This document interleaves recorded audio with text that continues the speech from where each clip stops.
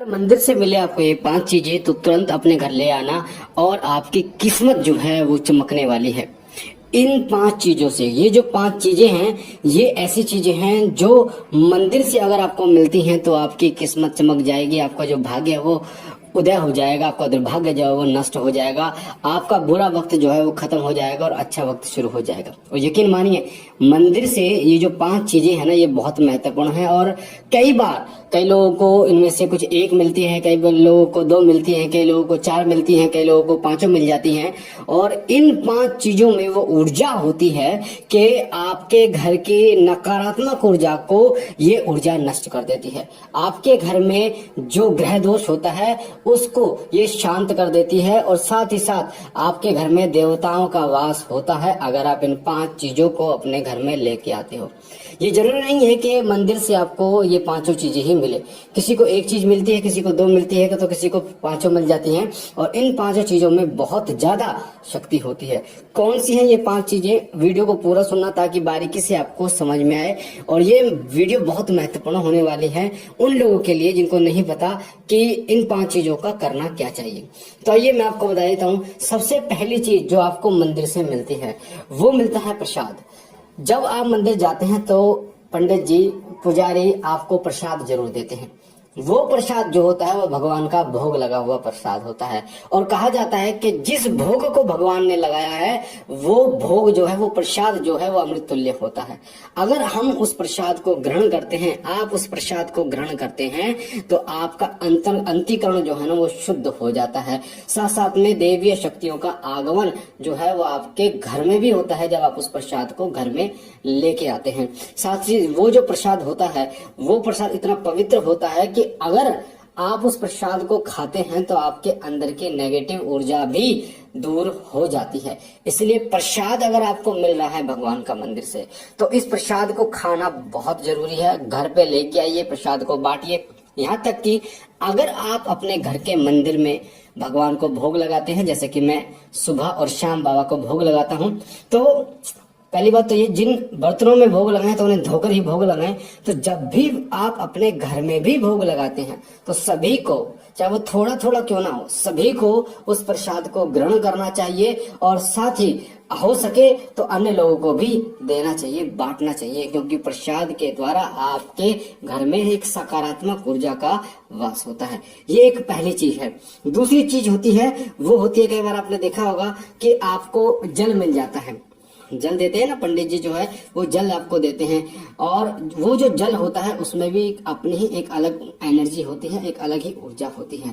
उस जल के माध्यम से आपके शरीर में जो भी विकार होता है वो विकार नष्ट हो जाता है और आपका शरीर जो है वो निरोग हो जाता है, क्योंकि उस जल में जो है वो इष्ट देव की कृपा भी होती है, देवी ऊर्जाएं भी होती है और साथ ही उस जल में तुलसी पत्र डाल रखा होता है जिससे उस जल की महिमा बढ़ जाती है। तो अगर आप मंदिर जाते हैं, जैसे आज शनिवार है, मैंने तो चोला चढ़ा दिया हनुमान जी को, मैं जाता हूँ हर मंगलवार शनिवार चोला चढ़ाने के लिए। तो जब मैं चोला चढ़ाता हूँ तो पंडित जी जल जरूर देते हैं।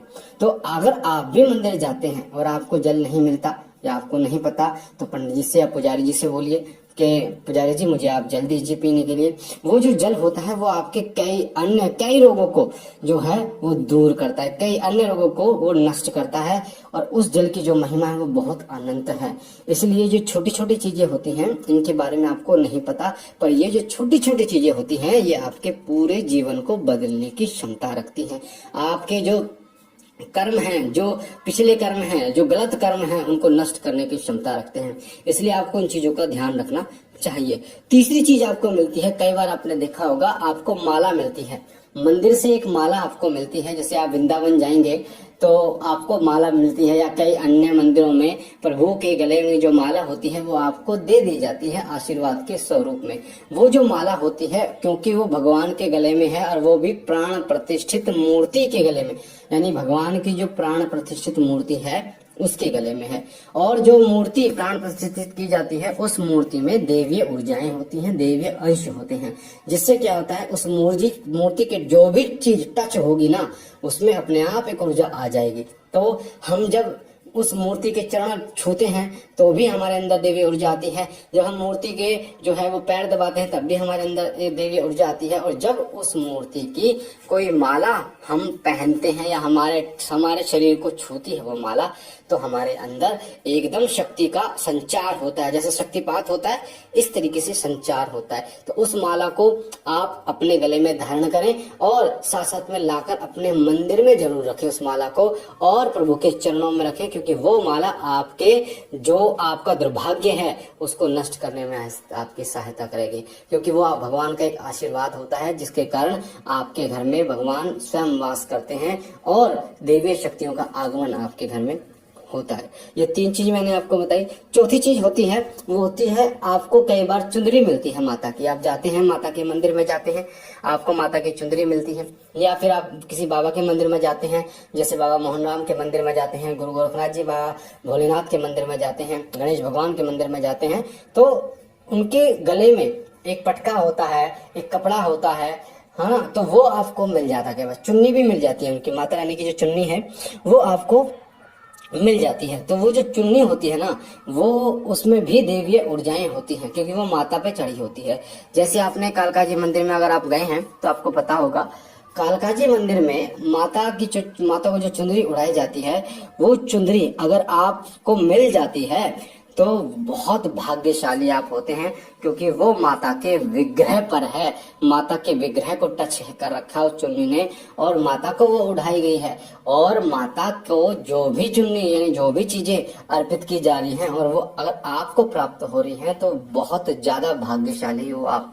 उस चुन्नी को संभाल के रखिए, अपने मंदिर में उस चुन्नी को रखिए। जब भी आप जाएं किसी काम के लिए तो चुंदरी को अपनी आंखों पे लगाइए, माथे पर लगाइए, तब जाएं, तो आप देखेंगे कि आपका जो काम है ना वो भी बनेगा, साथ ही आपकी जो किस्मत है वो भी धीरे धीरे खुलनी शुरू हो जाएगी। इसका इतना बड़ा प्रभाव होता है। और लास्ट की जो चीज होती है जो आपको मिलती है, 5वीं चीज, वो मिलती है, आपने देखा होगा मंदिर में कि आपको फूल मिल जाते हैं। पुजारी जी, पंडित जी आपको वहां से फूल दे देते हैं। तो उन फूलों की भी एक अलग ही महिमा होती है। हम लोग लेके आ जाते हैं अपने घर में, कई लोग उनका सम्मान नहीं करते, पर प्रभु को जो फूल चढ़ाए गए हैं उनमें विशेष जो है विशेषता होती है। उन पुष्पों को आपको अपनी आंखों पे लगाना चाहिए, अपने कानों पे लगाना चाहिए, अपने माथे पर लगाना चाहिए, और उन फूलों को आपको अपने घर पर जरूर लेके आना चाहिए। और उन फूलों को घर के मंदिर में रखना चाहिए, या फिर जो तिजोरी है आपकी जहाँ पैसे रखते हैं वहां पर रखना चाहिए। और बिना कपड़े के नहीं रखना चाहिए, लाल कलर के आसन पर उनको रखना चाहिए प्रभु के चरणों में, क्योंकि वो फूल प्रभु को चढ़ाए गए हैं। तो ये 5 चीजें ऐसी हैं जिनके अगर आपको मिल जाती हैं तो आपके जो है ना किस्मत खुल जाती है, आपके जो दुर्भाग्य है वो सौभाग्य में बदल जाता है। और इन फूलों को आप जो है जब ये सूख जाए तो अपने गमले में बो देंगे तो आपकी एक सकारात्मक ऊर्जा आपके घर में जो है वो सदा के लिए निवास करेगी इन फूलों के माध्यम से, क्योंकि ये फूल जो है ये इष्ट देव की कृपा को आकर्षित करने का काम करते हैं। तो मुझे आशा है ये महत्वपूर्ण जानकारी आपको पसंद आई होगी और समझ में आई होगी कि इनका क्या महत्व है जो मंदिर से आपको चीजें मिलती हैं। बाकी बाबा भोलेनाथ से मैं विनती करता हूँ कि बाबा आप पर कृपा करें, आपके घर परिवार पर कृपा करें, सदैव आपके ऊपर अनुकंपा रखें। हम मिलते हैं एक नई जानकारी के साथ, तब तक के लिए ओम नमः शिवाय।